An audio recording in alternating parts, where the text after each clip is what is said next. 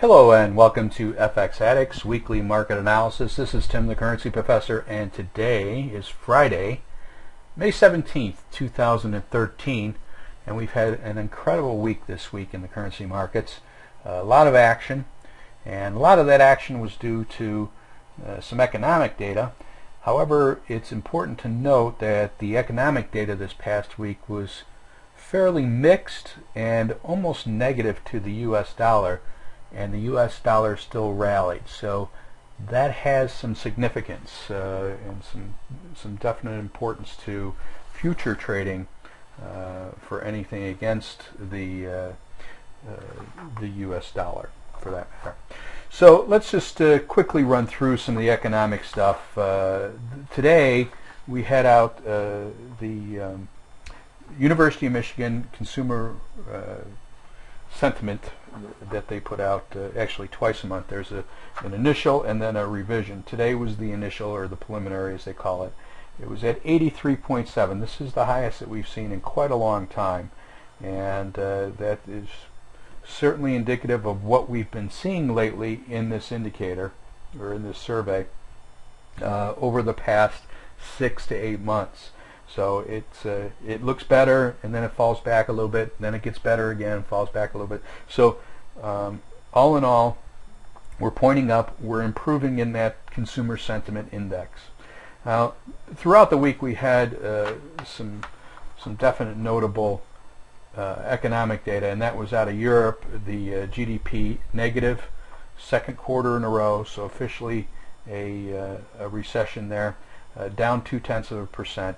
And Japan surprised with their numbers. Their numbers were actually much better than expectations. However, taken into account over the last 4 quarters, or in the case of industrial production over several months, they're still not doing very well. Growth for the last 4 quarters or 1 year period of time was only 0.2%. So really not very good, and certainly not something to get too excited about. So with all the changes that the new government's trying to make over there, they can certainly say that they're still justified to continue. Next week we got a few items out. The Bank of Japan meets next week Tuesday, so there is a very good possibility they could do something in addition to what they've already done. If nothing else, just talk it down, or talk the yen down. On Tuesday also in the UK is all the inflation data, so we'll want to watch that as well. Wednesday in the US, existing home sales expectations are for just under 5 million units. If we could pass up 5 million units, that would be encouraging. We have bounced there a few times over the past couple of years, so it's not like it's any big deal, but it is encouraging nonetheless. On Thursday, a whole bunch of purchasing manager indexes from Europe. No real expectations of any big deals, so pretty much status quo on those. And then out of the UK, retail sales, and also their revised GDP for Q1. And the revision is expected to be the same as the initial report, 0.3%. Also on Thursday, new home sales out of the U.S., 429,000 is what's expected. 417 is what was last month. So looks like everyone's expecting a little bit better number. On Friday, the GfK German consumer climate comes out. Usually doesn't move too much. 6.2 is expectation, same as last month. If we get something higher, considerably higher, 6.5, 6.6, that would be bullish for the euro. If it comes out lower than 6, that would be bearish for the euro. And then also on Friday in the U.S. would be durable goods. Very wild number usually. They're expecting positive numbers. So if we come out negative, that could be bad for the dollar. But a lot can happen between then and now. So let's look at the technicals here. And first up is the euro-US dollar, down about 50 pips today. We're now down 4 days in a row.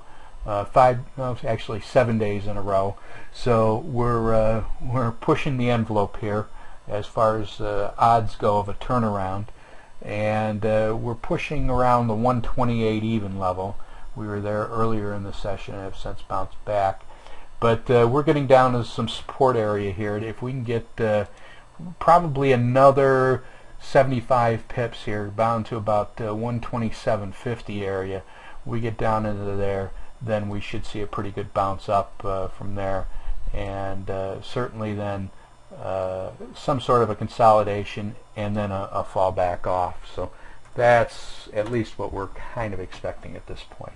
Now we look on the weeklies, we can see here, we've talked about this the last few weeks, and I hate saying it, but it looks like we're building a head and shoulders here, and it really can't be a head and shoulders top because we're really in a downtrend here. This is nothing but a correction, so it's a head and shoulders correction, I guess. But either way, we break this neckline, we close below that on a weekly basis, and that'll be fairly bearish.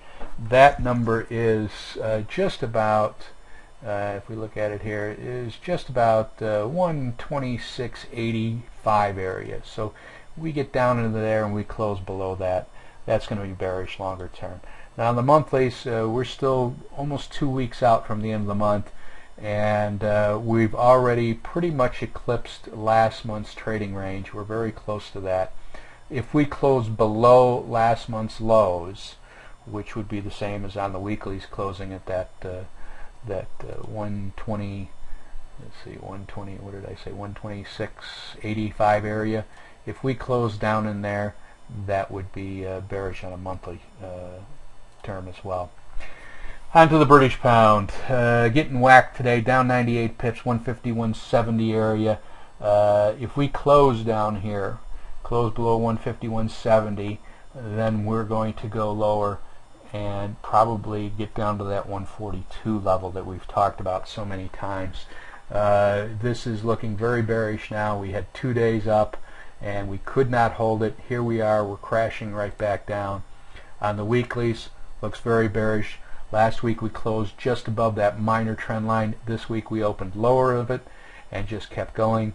Very bearish type of scenario. We should get down to this 148 level and maybe bounce a little bit there, but ultimately we're heading down to this 142, 143 level, and we can see that a little clearer here on the monthlies. We get down into this area down in here, this 142, 141, 143, all that area down here because of this past consolidation there, there, and there. So we've got a lot of support down there, so we should find it at some point.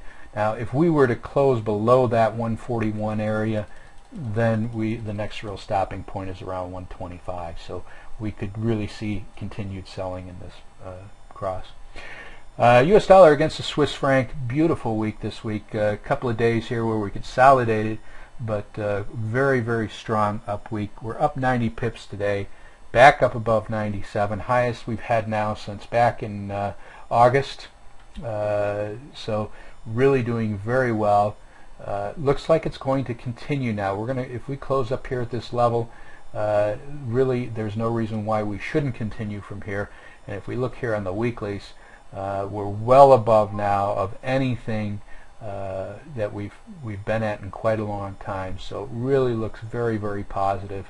If we can close at this level this week and then next week close above these highs, which is around the 99 level, that would be outstanding. In 2 weeks at the end of the month, if we close at this level or even higher, which would be hopeful, around the 100 mark, that would be very, very good. It would indicate then we've broken this this 12-year downtrend that we've had, and we then would have to have follow through next month, and follow through would mean that we would have to close June out about 103 or higher. That would be outstanding, and we could then really start a real move forward, a real embarking on a long-term trend back up. So this spike low down here is holding, and it really looks very positive for us to break these long-term trend lines and really start a nice move up. Play this market for years, then it'd be a great market. US dollar, Japanese yen up again today, up 90 pips right now. up above 103, highest level in a long time, and really looking very strong. Still doesn't look like it's going to back off any significant amount at all. We're kind of getting into a one day up, 2-day consolidation type of pattern, much like we had back here when we first started out this move. So I could see us doing the same thing here, moving up to about the 105 level, backing off a little bit, trading up and down for 200 pip range, and moving up into the 108 to 110 area. And if we move to the weeklies here, we can see how this is the highest that we've been, and we're on quite the steep angle of trajectory here, but nonetheless it's still very, very positive. And on the monthlies, we can see how we could get up into this up here into this 108 to 110 area. So we get up into there, then we could see some meaningful correction, but until we get to that point, probably not. Now here we are extended just like we were back here, so the next few months maybe we'll work our way up, but not quite as fast, and we'll get up to maybe around the 105, 106 area, maybe August, September, and then we'll have another thrust up that'll take us up to that 108, 110 area. So this market looks very strong, does not look like it's going to have any significant type of fallback. Now of course 300 to 400 pips in this market is still nothing. It just brings us back to this trend line, and that can happen. So we're not going to get too excited about any kind of a big fallback. And again, playing this market, the risk is extremely high, so you need to have a stop way back beyond that trend line, which right now sits at about 98.50 area. So again, it's about 400 points in there. That's quite the move back. Euro Swiss, beautiful day today. Very volatile week for the Euro Swiss. Today we're up 60 points right now, 124.88 area. We are just under that 125 level. We did close out earlier in the week at new highs, new closing highs. So we need to close 125.50 on a daily basis to get us up and really get us going. Now if we look on the weeklies here, we can see we got this curved bottom here, very strong. We came out of it strongly. We're coming out of it even stronger now. We need to close up above that 125.50 level. That will then shoot us up into this level, which is around the 128, 127.50 area. We get up into there, and then we'll start consolidating a little bit, and then work our way up to the 132 point. And that's longer term, obviously, but it still looks very, very strong, looks very good. And you never know that Swiss National Bank may intervene in there at any point and set a new floor level. Euro yen struggling here. It's struggling because of the weakness of the euro. Right now it's up 60 pips. We're just above the 132 mark. Have been around that level most of the week, up or down within about 200 pip range. This is a very volatile market. It is not moving up like the US dollar yen because of that weakness in the euro. So we could find ourselves consolidating here for a little bit as that euro falls off. Once it stops falling off and corrects up, then we can see a good pop in the euro yen here, and we could see it probably running up to that 137, 138 area that we've been talking about. And that may be coming here in a week or two. It's very, very possible. We could finish out this month very strong. We could see a good correction to the upside in the euro here, being down 7 days in a row so against the dollar. So that would help this cross out tremendously, and we could see a good pop in this as well. But certainly longer term, we're looking forward still to get up to that 138 level, and we could get there fairly quickly.